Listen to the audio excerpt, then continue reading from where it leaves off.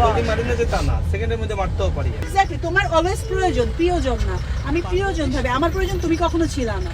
সব পোল্ট্রি মারি ঠিক আছে, কিন্তু তোমার সাথে মারি। ও মাই গড, পোল্ট্রি মারি না যে তা না, সেকেন্ডের মধ্যে মারতেও পারি আমি। এটা বলি তো তোমাকে আমি।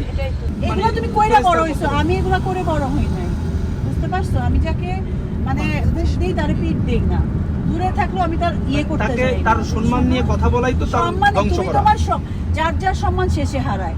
আর তুমি আমার নামে হাজারটা কথা বলে দেখো, আমি ওই কোনো তুমি আমার নামে হাজারটা কথা বলে দেখো, সনেট আমার নামে হাজারটা কথা বলছে, কোনো লাভ হয়েছে? আমি কোনো বদনাম আমার করি না। সম্মান যাবে না। আমি ভুলে যাই। কারণ হচ্ছে যেটা ট্রু, তুমি ভুলে যাও, কারণ তুমি ভেরি স্বার্থপর একজন মানুষ, ভেরি সেলফিশ গাই। কারণ তোমার একটা পর একটা মুভ অন করতে, একটা সিঁড়ির মতো ধরো, তুমি ছেলে হোক মেয়ে হোক বা কোনো রিলেশনশিপ হোক, I know that very well, but still I don't know why I loved you.